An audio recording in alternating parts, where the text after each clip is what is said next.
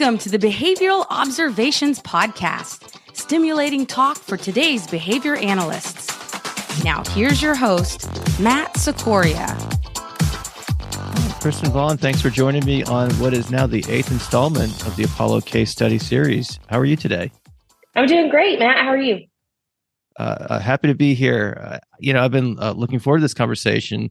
I sat down with Kim Dean and Jim Moore. I want to say about 2 weeks ago. We were talking about various topics, and they suggested this one, and I think this is a really good one. So, you're the VP of Clinical Operations for Apollo, an organization that is growing, right?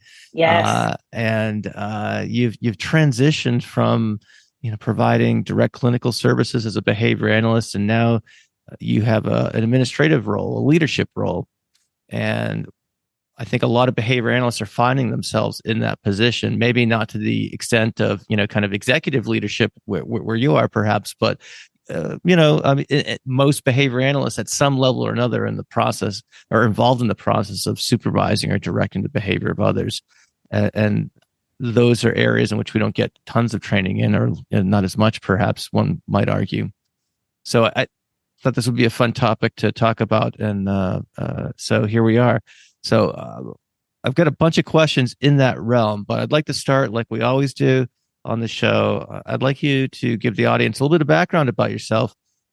And in doing so, tell us how you got into behavior analysis, how you found it, what made you kind of latch onto it and want to pursue it as a career.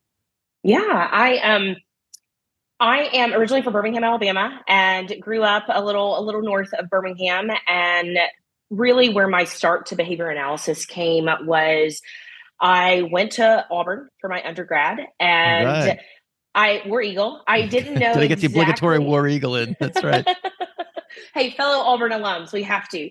But when I went to Auburn, I didn't know what I wanted to do. I knew I wanted to do something along the lines of maybe psychology, maybe social work, maybe teaching. I didn't know a behavior analyst was a career.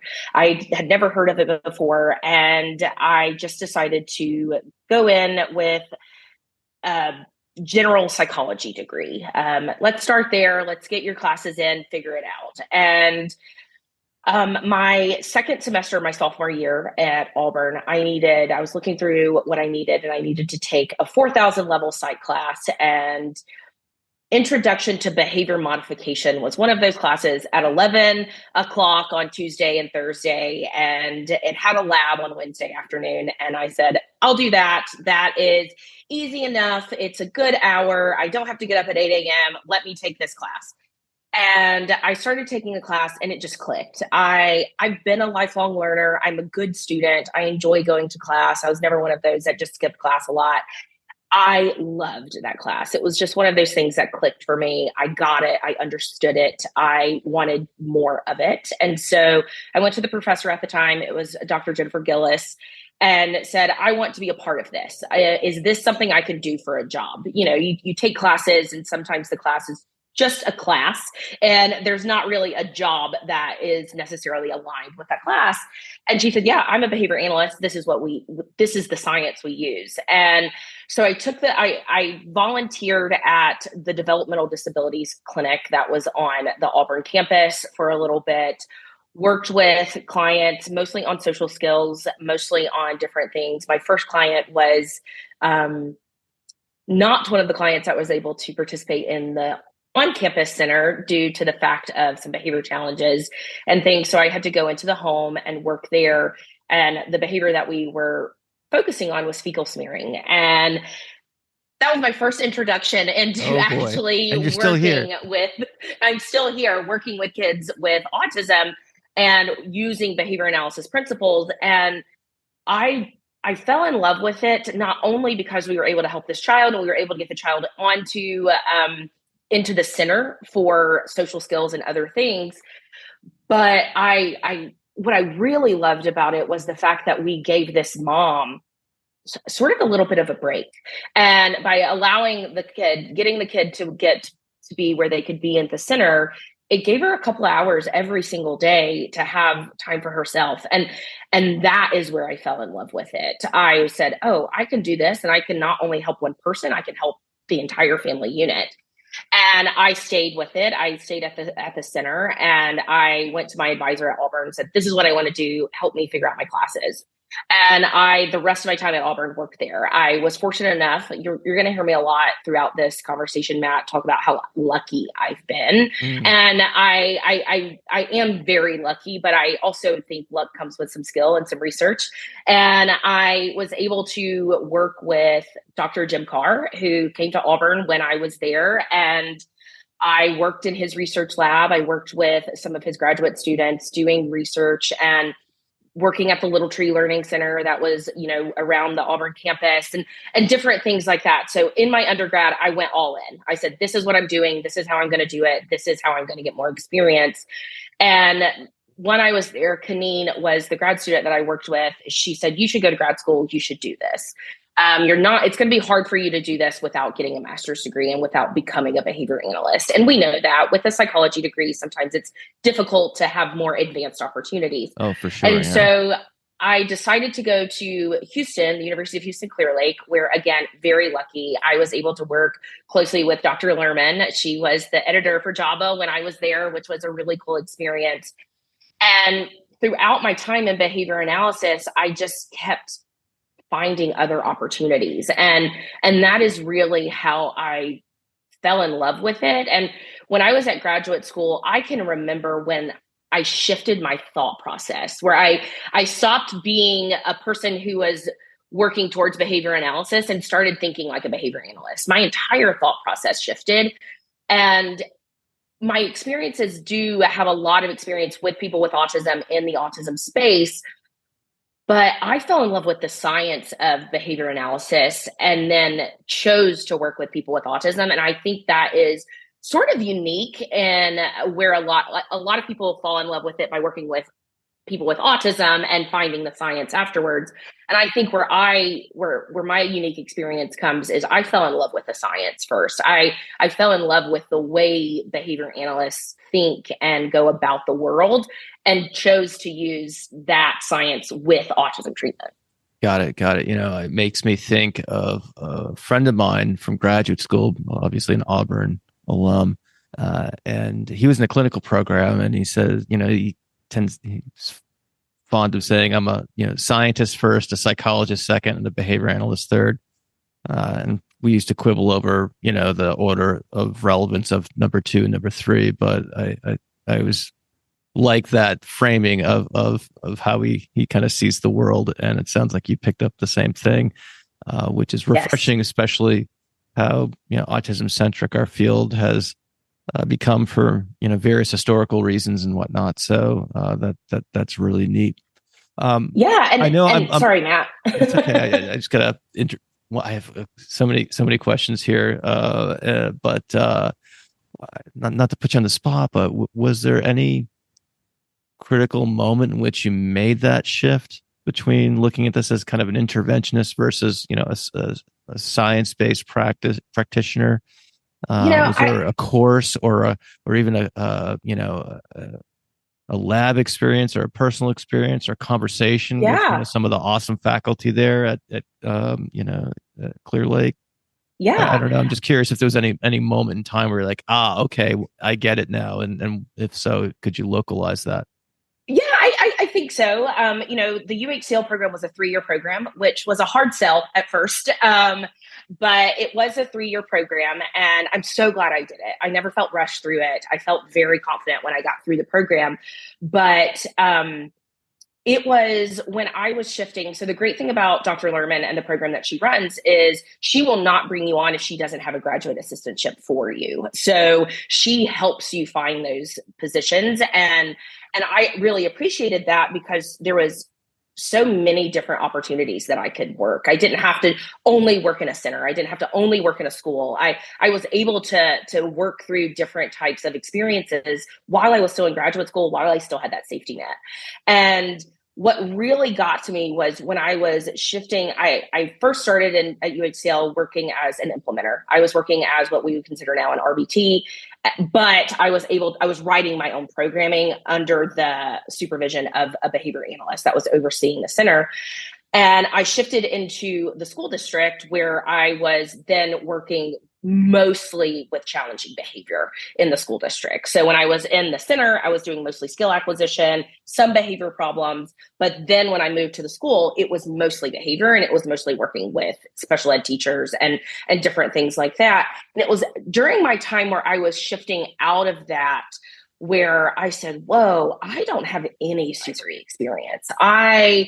I know that I've researched jobs, and most behavior analysts are not the implementers. Most behavior analysts are not the ones who are implementing the program. They need some supervisory experience.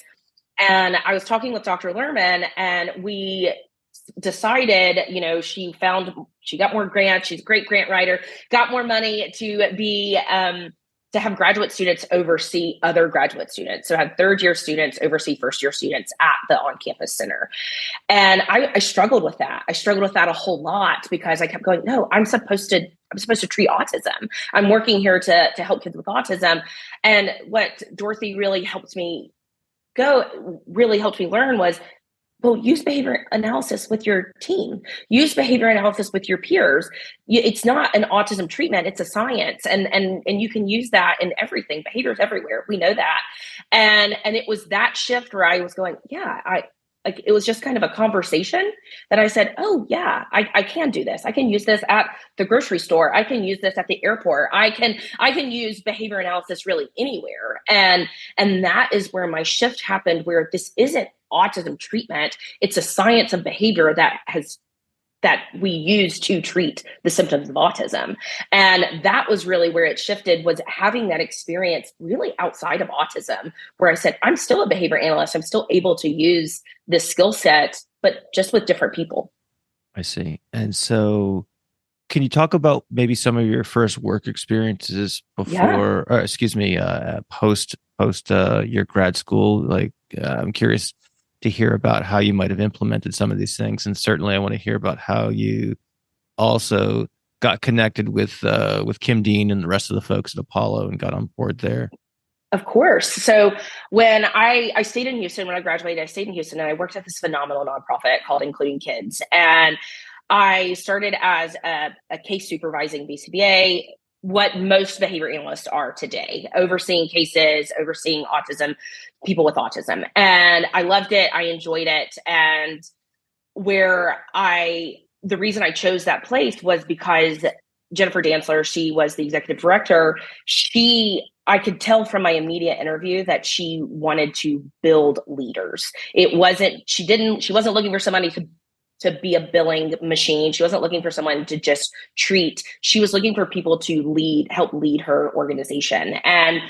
And from there, I was able to focus on my leadership. I was able to focus on how to help my team be better implementers. And, I think we say this all the time. You probably say it all the time.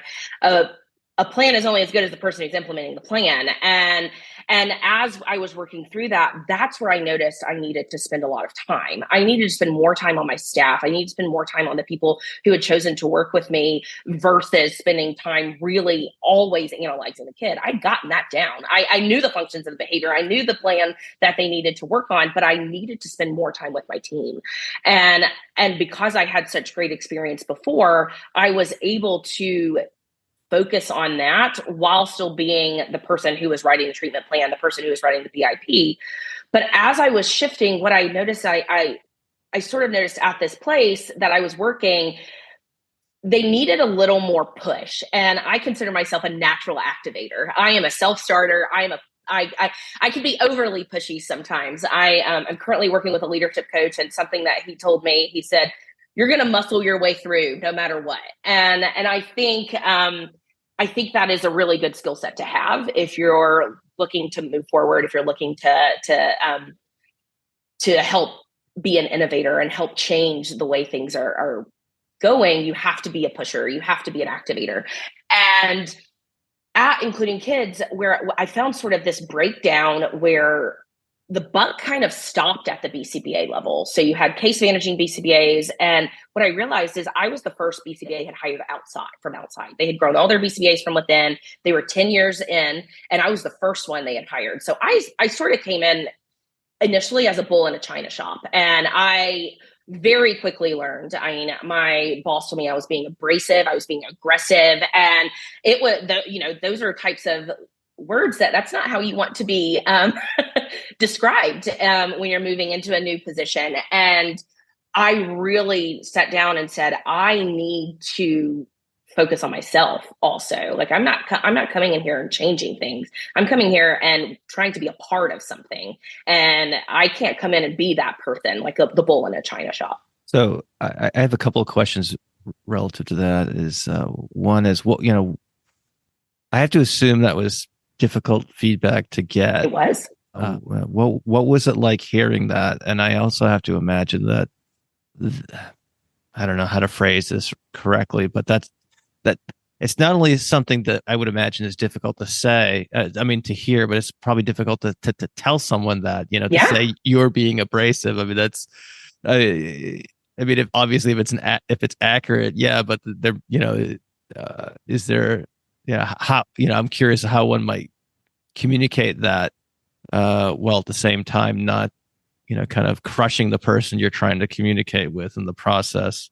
So you can take that whatever direction you want, but I know someone sat me down. I mean, there's been a couple of times where I've gotten corrective feedback from a supervisor, and especially when it's someone you really, really respect and you really, I think the worst piece of corrective feedback, it wasn't even like I had done something, I was some policy mistake that I made, and my supervisor said, she used the D word. She said, "I'm disappointed in you," and I would have rather gotten kicked in the shins, to be perfectly honest, because to disappoint this person that you have so much respect for, it was. This happened almost 20 years ago, and I can still place myself in time at that moment in her office. It was that, it was that jarring, and maybe I'm just too sensitive. I don't know. Maybe I need to grow a thicker skin. But I'm just curious what it was like to hear that, really new in my career. Right. Like it was my first job. It was my first job as a behavior analyst. And it was really hard for me to hear. And, I think being in grad school, you sort of learn to be a little more thick skinned. Everything's moving fast in grad school. There are a lot of high stakes. And so you're used to getting that feedback, but it was hard. And I sort of have this phrase that I say a lot. If you have a good relationship with someone, you can tell them anything.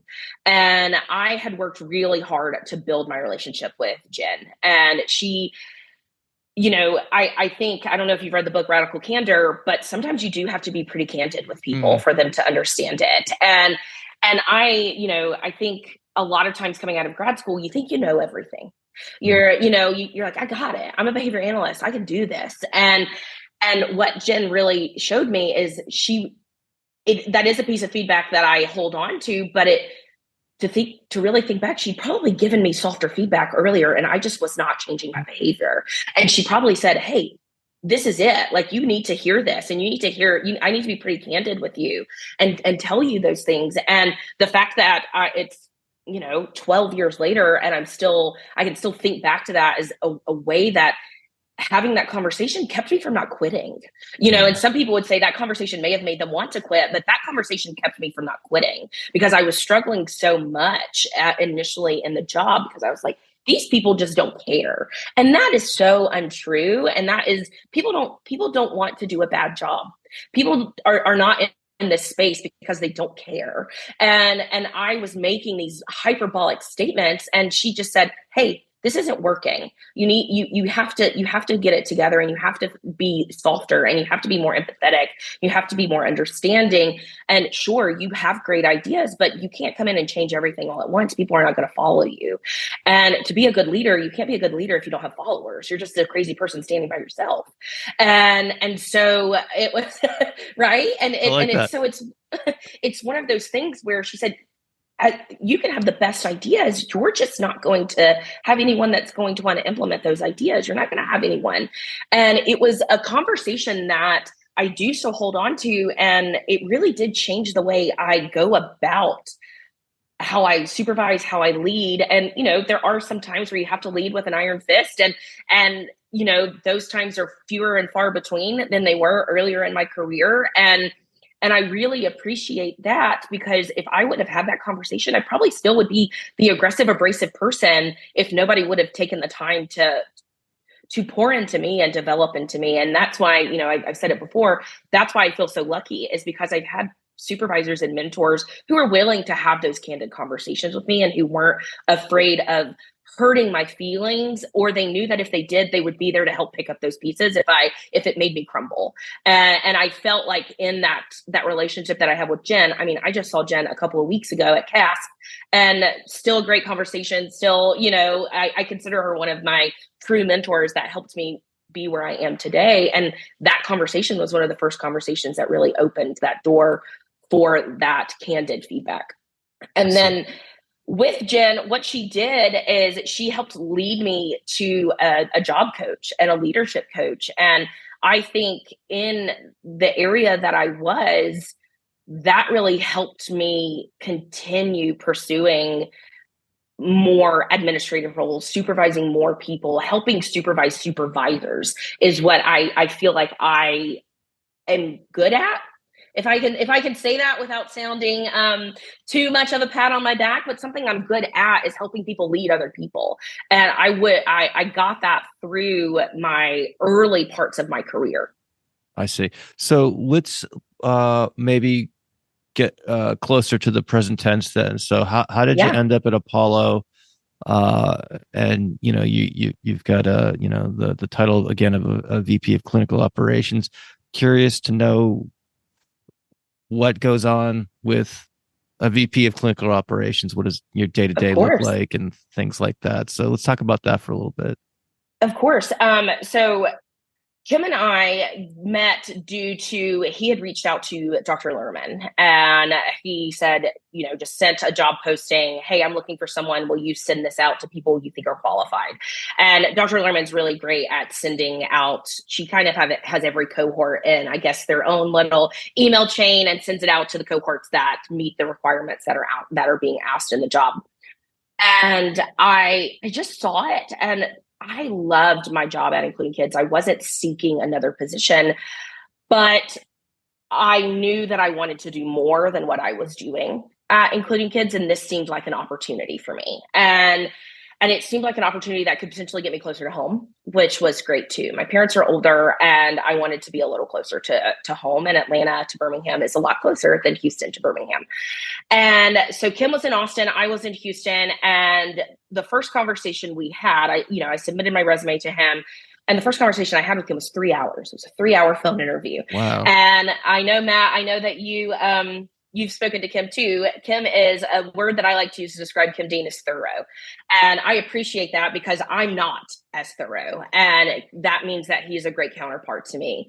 And met Kim. I went through a very rigorous process with Kim. I interviewed with him multiple times. I interviewed with Sarah Trotman. I interviewed with Dr. Moore. I did a lot of phases of interviews in order to, one, make sure that it was something I wanted to do, and make sure that Kim and I were going to be able to work together, because it is one of those situations where once you find that one person, the flywheel starts going. That is the start of the flywheel. And Kim and I, we decided, this is going to work. I had must wins. He had must wins that that had to be in place before we were willing to work together. And then I put in my notice in the beginning of February 2020. And then I gave a 60-day notice, because I was the director of that location, and I felt like I wanted to do right by them. And so I requested to give a 60-day notice. And so if you think about that, that was right after COVID had hit the world. And so it was one of those where I was sort of all in. Kim was definitely all in. And so building a business moving halfway across the country, building a business in the middle of a global pandemic when the business that you're trying to build is face-to-face services was really, really difficult. But because Kim was so thorough and because we had agreed on the key things, our values, our motivations, then we were like, we can make this work no matter what it is. And if we can get through this, we can get through anything. I see. That must have been very interesting times for sure. It was really interesting. But again, here comes luck where we were able to see what other places were doing and what the companies that were succeeding, what were they doing? And the companies that were not succeeding, what were they doing? And we were able to really build off of those successful companies through COVID and how we were able to stay successful when we were dealing with COVID and moving through the pandemic that lasted a lot longer than we expected. I see. So these days, I suppose, I'm curious, what is, what is like a typical day? I know that when people ask me that question, I hate it. So I apologize in advance for asking it to you. But like, what is a typical couple of days, if you will, if it's not, if one doesn't suffice, what does someone do in your role, specifically from the standpoint of management, leadership, administration, et cetera? Of course. So I look at my job as more on a weekly basis. So my days are very different. My weeks are pretty consistent. Okay. And what I see and a lot of what I do is I kind of have a catch-all position. But I am on the executive team, and I am right now the only person on the executive team who has had every clinical job in Apollo at some point in my career. And so where I see what I do a lot is I'm sort of the liaison from the clinical team to the executive team. I feel I'm that person a lot of the time. I am, we have executive team meetings every week to help move the company forward and break down barriers and different things like that. But I am in charge of the intake. I'm in charge of our intake department. So my direct reports that I oversee are our intake coordinator and the clinical directors of each location. So those are the teams that I oversee directly. And a lot of my job is supporting them and helping them move forward, helping them break down barriers. I also work really closely with Dr. Moore on our clinical excellence team because I am still a behavior analyst. And I look at my part a lot in my job as an advocate for our clinical team. So whenever there is a new policy put in place, I always say, how is this going to affect our RBTs? How is this going to affect our BCBAs? How is this going to affect our clinical directors? Et cetera, et cetera. But then I also am moving forward. Right now, we're writing our behavior analyst playbook that has all the different things that we need. I, am responsible for our enrollment packet. I'm responsible for sort of all of our policies, our operational policies that help our clinics run. I'm in charge of those as well. So I do a lot of that. I joke like my Tuesday's my intake day. I meet with each center, go over intake at each center, meet with our intake coordinator, make sure we're moving forward. Every week, I do one-to-ones with each of the clinical directors, go through their key performance indicators with them to ensure that their clinic is still moving forward. So that is a lot of what my job is. And then as we're opening new centers, Kim likes to use the phrase, I'm sort of the SWAT team. Every time we open a new center, I'm going in, I'm making sure the center is able to run effectively. I'm training the clinical directors. I'm training the operational managers at each location. So a lot of what my job entails is a lot of training and a lot of supporting once the team is trained. You see, was it difficult to, I guess, yield some of that direct clinical interaction with clients and families? Yes, because that's why we're here. And it was really hard for me initially, but I realized I can make a bigger impact if I let go. And I can only meet with one parent at a time, but my clinical directors and my BCBAs can meet with one parent at a time. And so if that's 15 people, they can have 15 meetings versus me having one. And so if I do it well, if I help train well, if I put those policies in place and do a good job there, then that means that those kids and those families are getting the services that they deserve from the people who work on my team. See, have you had a chance to, you mentioned having a leadership coach a few minutes ago. I'd like to learn more about that. And perhaps a broader question is, have there been any trainings, classes, experiences, even maybe books, I suppose, that you have taken in or learned from outside of what we would consider the behavior analytic community? And if so, what did that consist of, and what did you learn from it? Yeah, books are great for me. I read them a lot. I listen to audiobooks a lot, and I go to conferences a lot. I go to different things. But what I think has really helped me are the leadership coaches that I've worked with. And because they're so tailored and individualized, it might be the behavior analyst in me, but I really appreciated having the opportunity to find those people to work closely with me. And I've been able to do that at the places I've worked. Like the leadership coach I'm working with now was brought to me from Kim. The leadership coach that I worked with at Including Kids was brought to me from Jennifer Dantzler. And so I think that, again, make sure that when you're finding places to work, you find those people who are willing to pour into you and who are willing to help you succeed. And that's what I've found. And then the leadership coach sort of helps me on this individual basis. And they can learn me and learn that, a word that has been used to describe me has been aggressive. And so and I bring that up all the time. And I'm sensing a theme here. How can you help me? Yeah. No, and I but Matt, it doesn't bother me because I've learned how to tailor that to be aggressive in the right situations and to push in the right times. But I've learned that through my coaching, and I think that has been where I've had people who have no skin in the game be able to look at me objectively and be able to say, this is what you need to work on. This is how you can be better. This is how you can help this person. Versus sometimes it's hard to take feedback from people who may appear or you may think have an ulterior motive to that. Mm-hmm. Somebody that I am working with who has no idea the people I'm talking about, what I'm dealing with, and they can just have an objective opinion has been what has been really, really helpful for me.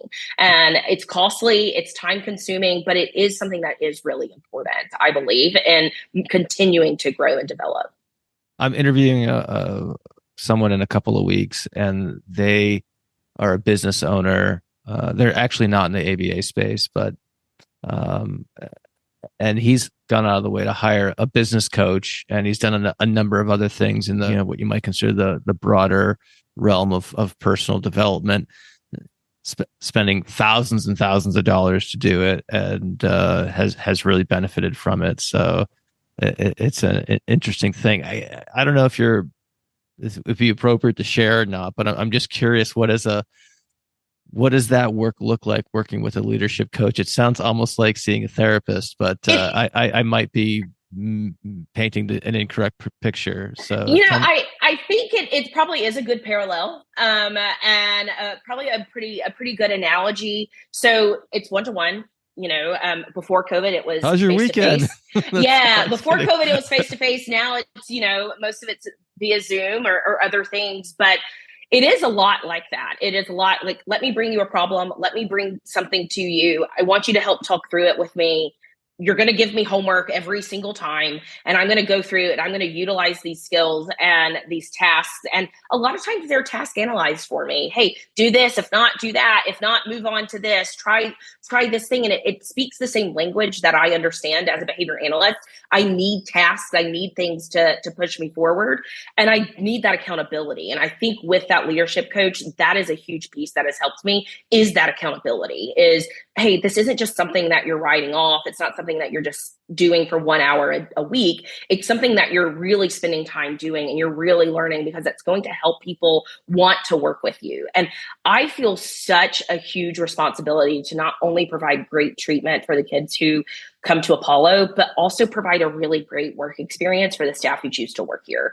And you can't have one without the other. And if my ultimate goal is good treatment, then really my goal should be a good experience for my team, because they're not going to stay if they do not have a good experience. They're not going to stay if they are not treated well, if they do not understand the motivations, if I'm not communicating, I just got feedback not too long ago that I'm not communicating appropriately with some members of the team.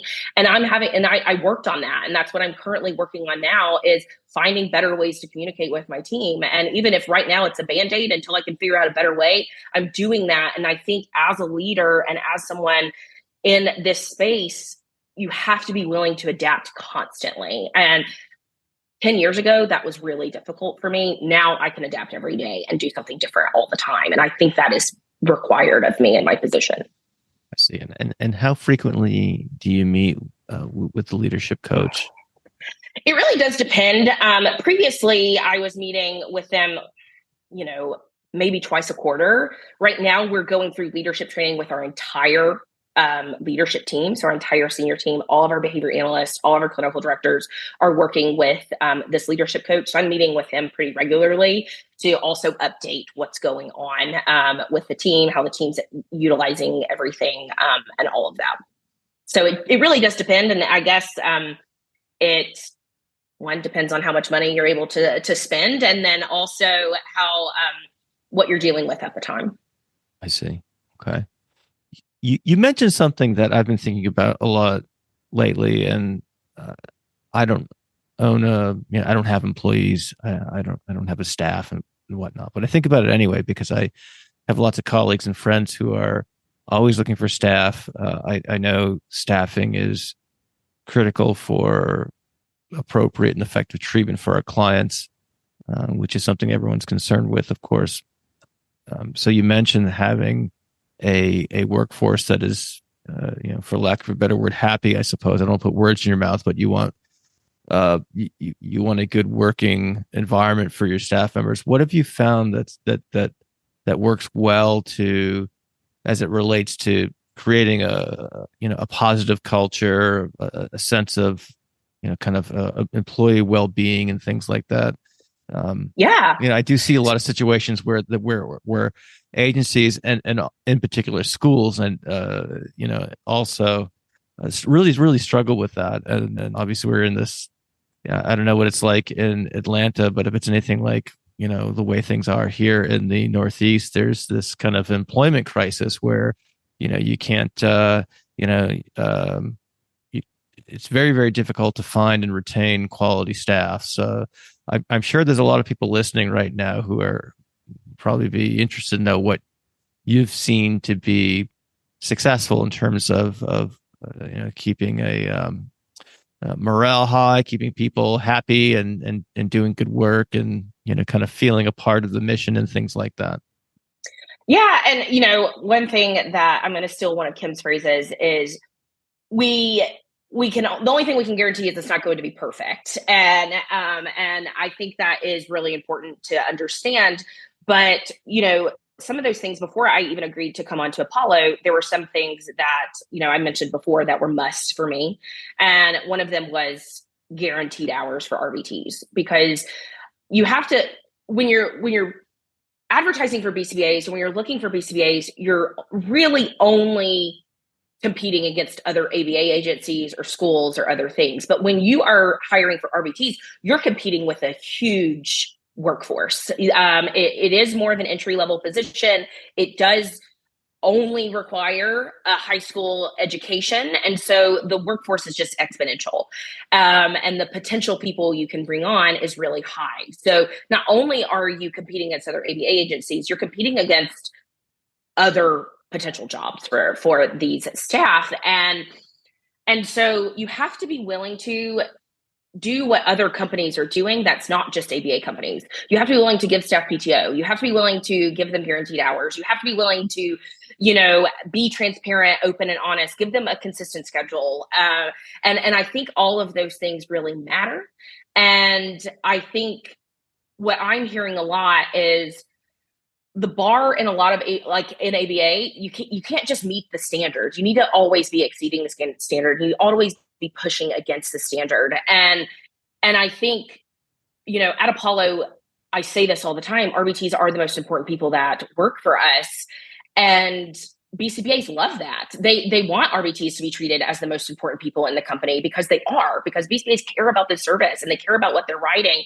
And so we have to be really transparent and open and honest with them. And even on Friday, we had a staff development day. And one of the announcements I made was, hey guys, I'm getting feedback that we're not communicating well. And this is what I'm going to do about it. We're doing this, we're doing X, we're doing Y, and we're going to do this to help with this communication the problem that you think that you are perceiving as an issue. And if they're perceiving it as an issue, then it is an issue. The people closest to the issues are the ones who find it first. The people furthest from the issues are the ones who find out about it last.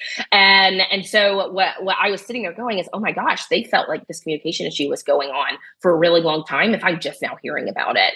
And so I need to work through this and I need to help the team figure it out.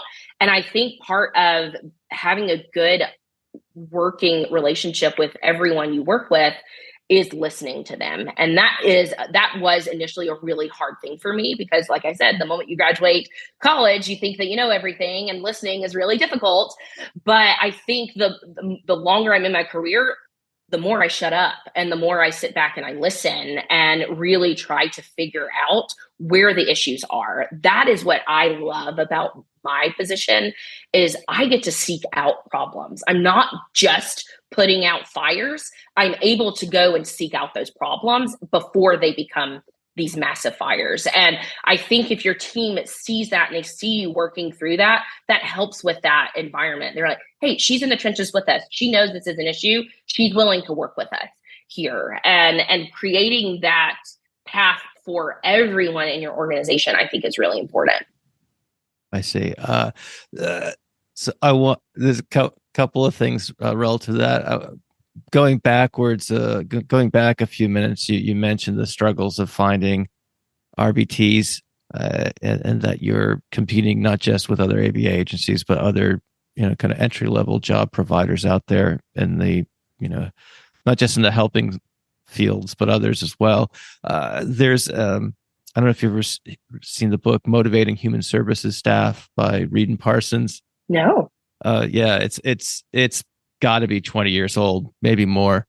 But there's just the first chapter alone. They lay out the challenges of direct care staff and of recruiting and training and motivating and things like that. And I think you nailed some of those key challenges there in just a couple of phrases. So I just wanted to point that out. But it's a fantastic book in case folks are interested.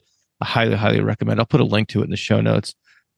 But the larger point, I think the more important point that kind of piqued my curiosity is you mentioned learning that communication was poor or suboptimal, whatever you want to call it, or whatever you can give it, whatever severity rating, I suppose. But and you also mentioned sometimes the higher you go, the last you are to learn about some of these problems. So I'm curious about how you learned about that problem in the first place, and do you have systems in place for detecting these problems, at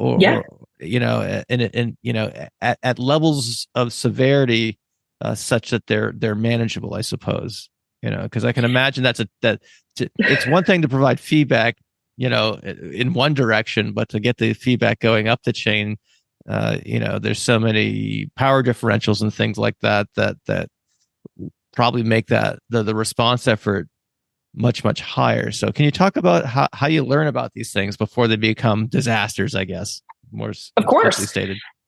So for this example in particular, I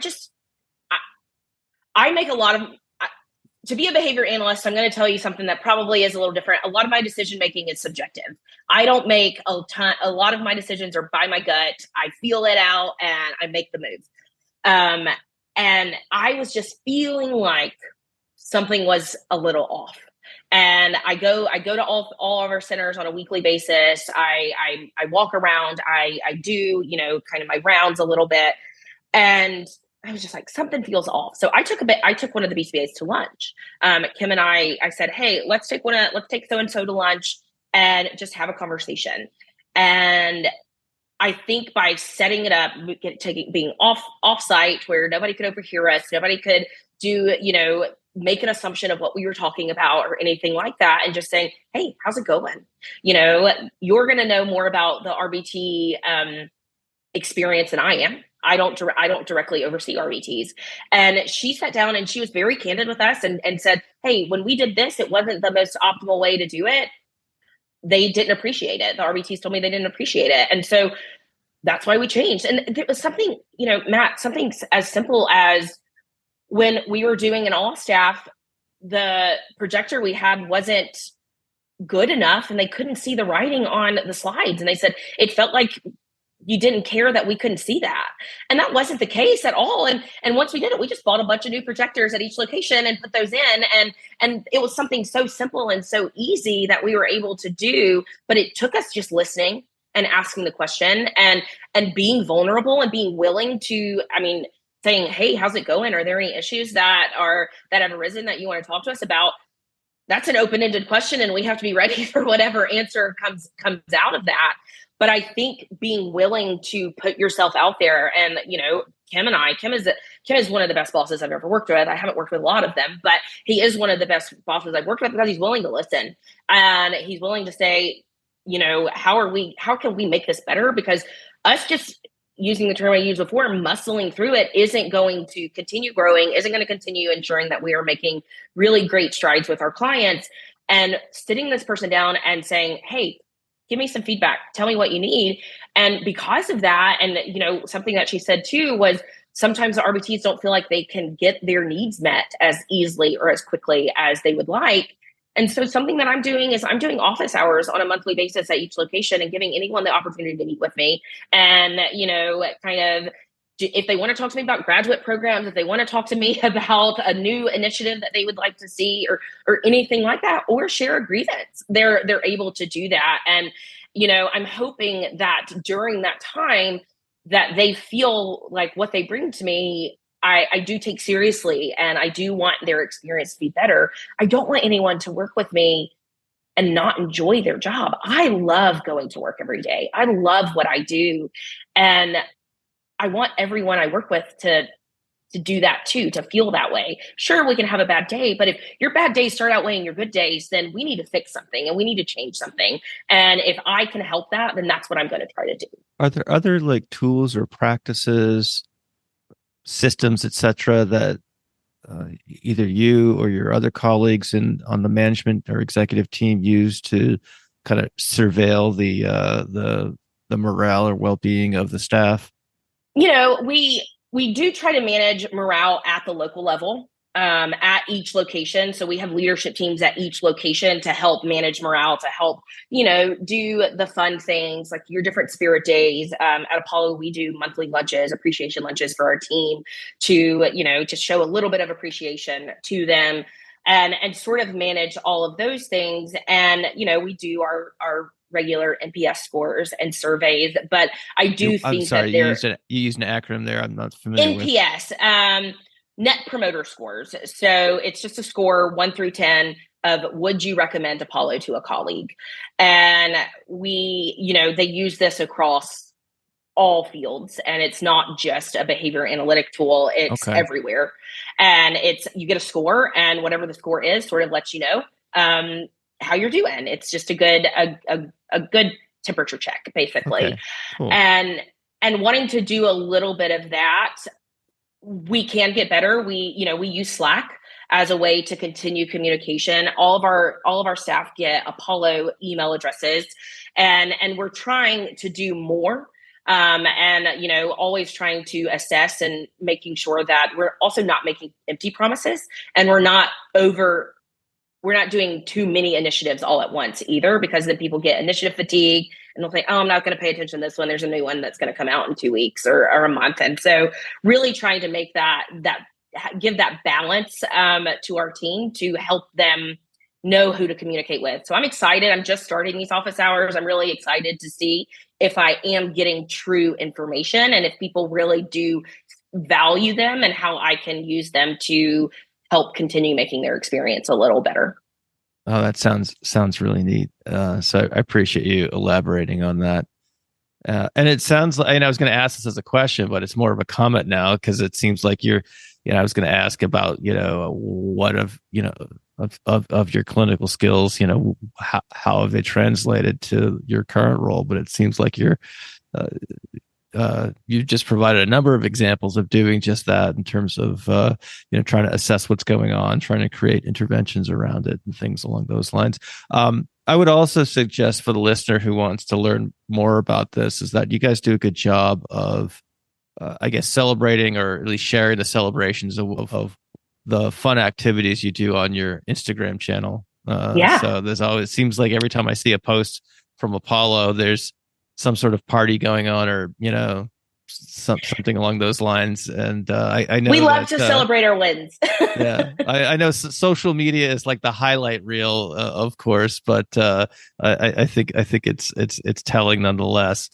So and I can put a link to that in the show notes, or if Great. People can go on. It's pretty easily found on Instagram too if they just want to search. But I just wanted to mention that real quickly as well. So. All right. This has been really fascinating here. I want, as we kind of come to the end of the time we have scheduled for this, I'd like to close out by giving you an opportunity. I don't know if there's anything else in this realm that you want to say that I didn't get a chance to ask.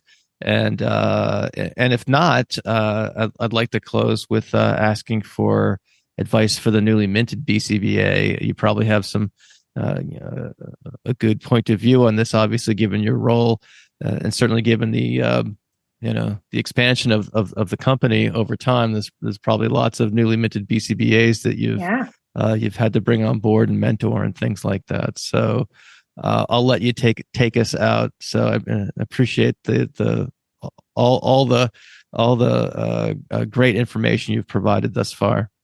Thanks, Matt. And I know it's a two-part question, but I'll wrap it all up into one comment. And I think what is really important to think about as a newly minted BCBA is learn the job first, and really understand, really hone in on your clinical skills and learn those skills, and be willing to stretch yourself a little bit more. Be willing to say, hey, I don't know how to do this. I need to seek out this person. And I knew that operations was something I wanted to get involved in pretty early on in my BCBA career.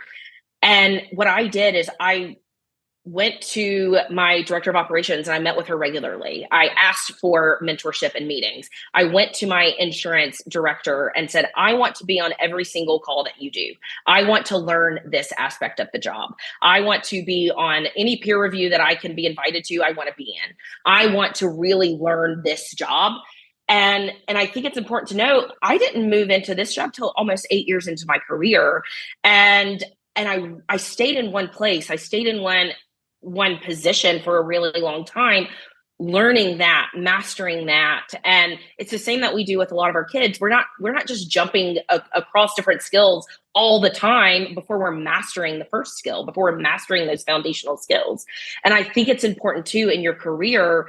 And, unfortunately, you see BCBAs and newly minted BCBAs get into the wrong position early.